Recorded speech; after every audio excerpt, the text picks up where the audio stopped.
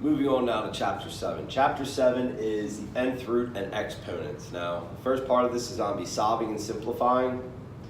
And the second part is going to be going into a couple different topics that go along with Chapter 7. Now, I kind of feel like this kind of takes a step back because in Chapter 6 we did solving for all of the solutions, no matter radical or irrational, all of them. This time we're going to just kind of simplify it a little bit just by looking at the equation. How can we isolate that single variable? And we're going to isolate that single variable when there's going to be different roots, different values of roots, and different exponents that are greater than 2.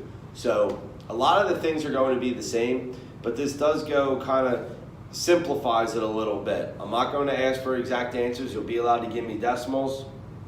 And we're not going to deal with imaginary numbers.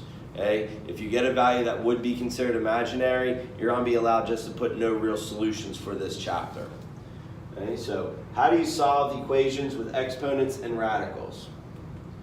Just real quick review of what a radical is. Radical is just going to be a fancy word for a root. And we have that n there this time because we're not just dealing with the square root. We're going to be dealing with the cube root, fourth root, fifth root. And that n is called the index. Okay? And that index tells us kind of the size of the radical that we're dealing with. It also tells us how many solutions we're going to be dealing with. And here are the rules that we're looking for. Rules for the nth root. If n is odd, x has one real solution. So it's always going to be, if you plug in your calculator, be able to get that value back. You don't have to worry about the plus minuses. Now, if n is even, like in the square roots like we dealt with in Chapter 5, and x is positive, we get two real solutions. This is going back to what the discriminant is. Okay? Underneath the radical, if it's a positive value, we get two real solutions. If n is even and x is negative, there's no real solutions. Now, this was back when we would say it was imaginary, but now I'm going to let you say just no real solutions. And if n is even and x is 0, there's going to be one real solution. Again, going back kind of to what we looked at for the discriminant. Now, with these values, you're allowed to use your calculator. You don't have to give me exact values, so you don't have to worry about factor trees. You just need to know how to plug these in. The root function is under the math value or the math menu. Okay? And the cube root, there's actually a function for that on your calculator. So you should be able to plug that one right in. You may want to practice, plug it in, 0.659. I'm going to ask you to round it to 3 decimal places just to be safe. That's usually the safe bet to go to give you an accurate answer if you had to do more calculations afterwards. Okay? Now for the fifth root, you need to plug in the index first. Okay, so if you were plugging this in, you plug in the index first to 5, then you go to math, and there should be a little radical sign there with either an X or just kind of a space where you would plug it in. So it might look something like that. That's showing you that you're doing the fifth root of that value, and then you would plug in your 70, and you should end up with this one, 2.339. Okay? Now, if you're doing the 6th root of -10, okay, those rules we just put up, if it is an even index and you have a negative radicand, you are going to get no real solutions. If you plug this into your calculator, it should come up with either an error that says non-real answers or imaginary solutions, something along those lines. So you're allowed in this section no real solutions, okay? And just one more to practice there. The 8th root of 49, if you plug it in, I have 1.627 as my solution, okay? Now these are estimates, we're rounding. These aren't exact answers, but that's okay for this chapter. We're going to ease up on the exact answers a little bit.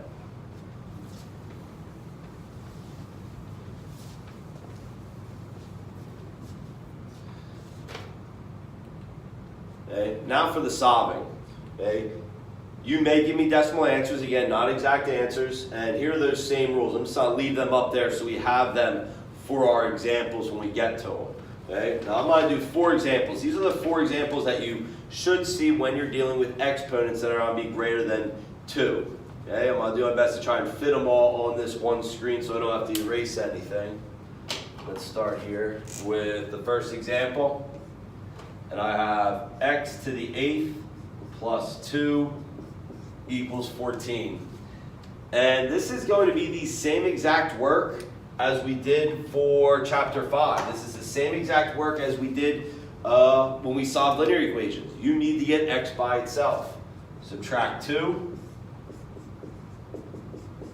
And now since it's not a square, before if it was a square, you square root of both sides. Now since it's the 8th power, we're going to take the 8th root of both sides.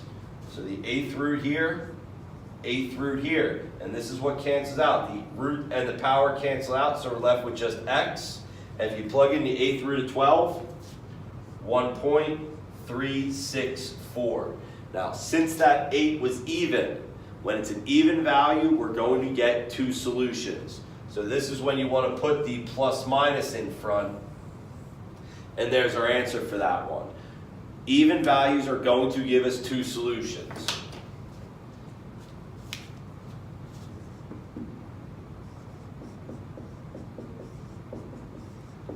So the next example, we have 3x to the 5th minus 2 equals 25. And again, to start, we're just going to do the same work we have been getting x by itself. Add your 2. Divide by 3.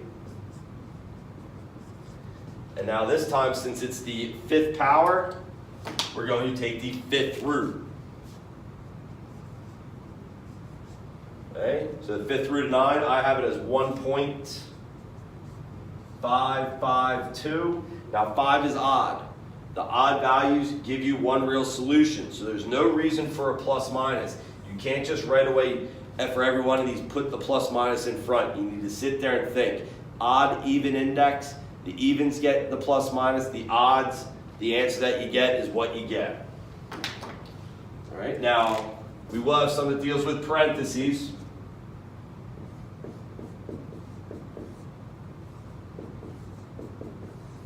So here I have x minus 5 to the 6 minus 2 equals 8. And just like before,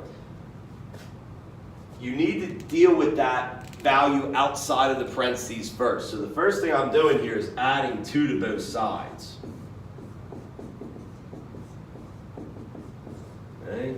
And again, just like before, we can't do anything with the minus 5. The first thing we have to do is get rid of that exponent. So I'm going to take the 6th power to both sides. That cancels out, so we're left with just x minus 5 on the left-hand side, and the 6th root of 10. The 6th root of 10 ends up being 1.468. And since the 6 is even, we're getting our plus minus, we're going to get 2 solutions. Now, if you remember, back in chapter 5, the radical worked out nicely. We got 2 separate answers. We couldn't just do the plus minus and show our 2 answers. We actually had to do the work for both of them. So when I add my 5 here, I'm actually adding 5 to positive 1.468 plus 5 and negative 1.468 plus 5. So there's how we're going to get our 2 solutions. 6.468, and over here I'm going to have 3.532. 1 solution, 2 solution, since the index was even. Okay, and just do one more example here.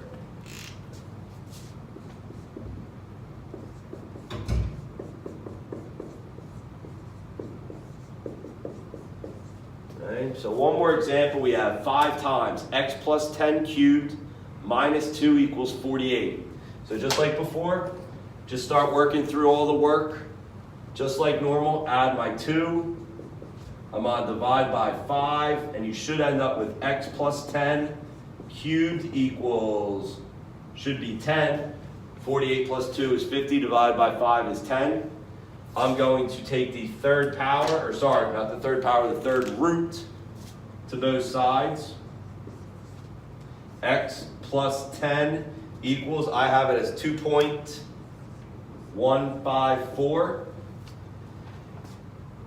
And it's an odd number. The third root 3 is odd, so I don't need the plus minus. I'm only going to get one solution. So now when I subtract my 10, okay, our final answer, x equals 7.846.